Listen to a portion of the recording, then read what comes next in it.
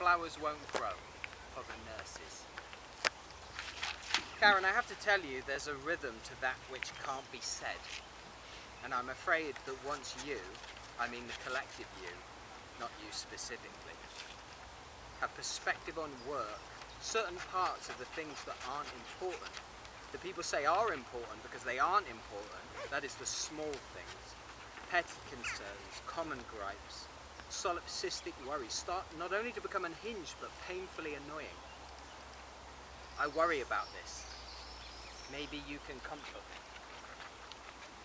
As in, I get upset at people who make a big deal about nothing because they think it's something, because they don't know what something is, etc. Here are some inspirational quotes for nurses. Only about 1 in 10,000 people live to be 100 years old. What is their secret?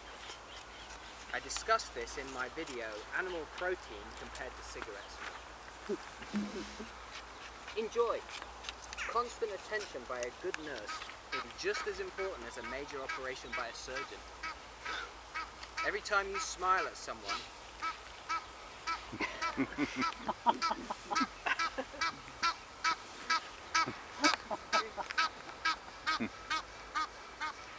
I'm sorry, our flowers won't grow.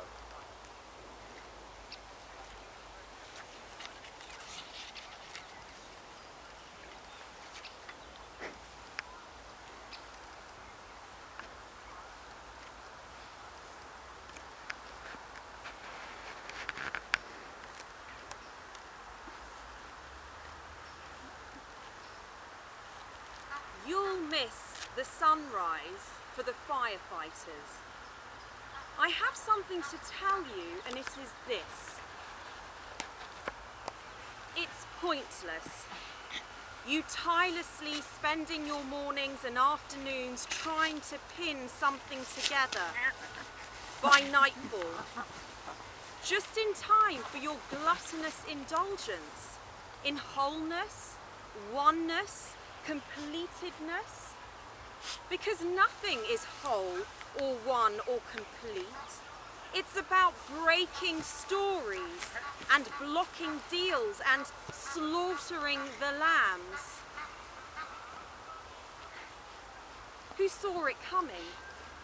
And the blacklist crisis and the flooding collision and the greatest soap opera that is the permafrost. He attempts to fly off into the wide blue yonder over there. And if you look around you, there's a ford south of the river just there, and it's crying out for a new leader. Here is your leader.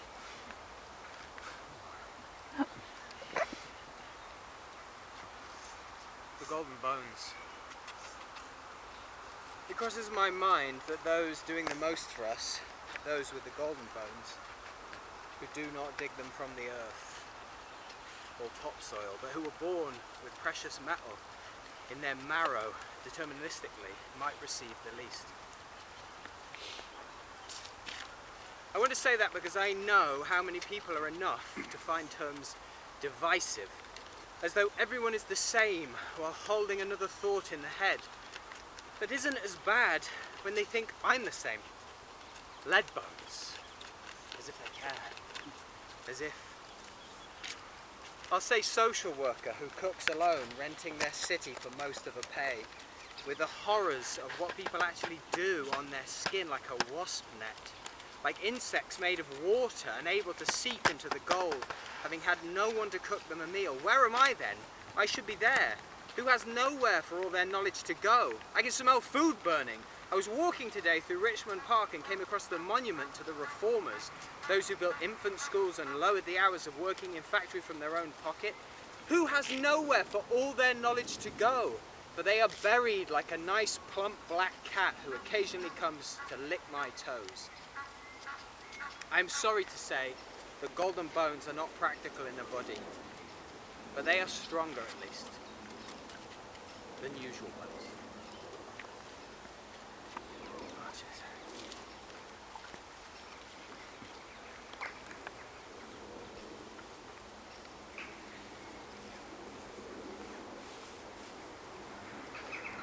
touching a shoe.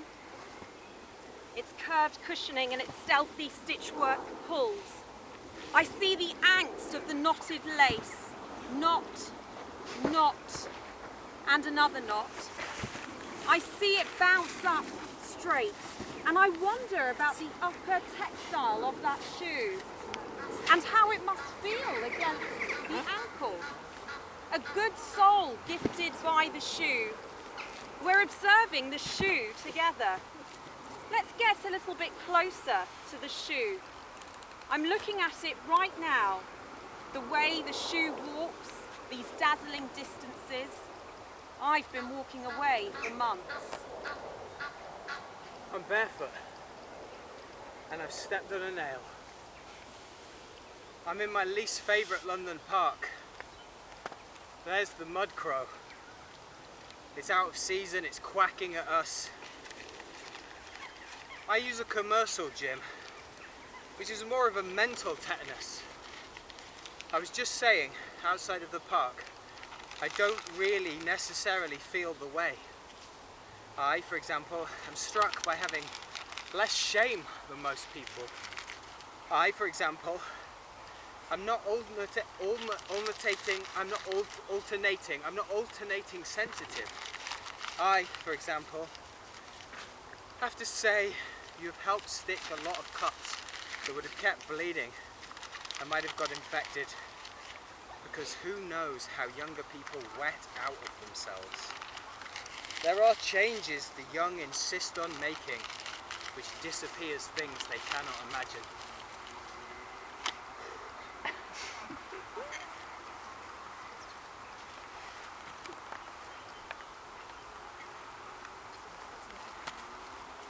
A ritual is a ceremony consisting of a series of actions performed according to a prescribed order. He wakes up and washes with soap suds, and rinses. And then he gets ready for the ritual by sniffing on citrus scent with lime, no lemon, no mandarin. But you mustn't be fooled by that slippery bar of soap. Benton! He needs to surrender the disappointing thought. So he stretches. Benton!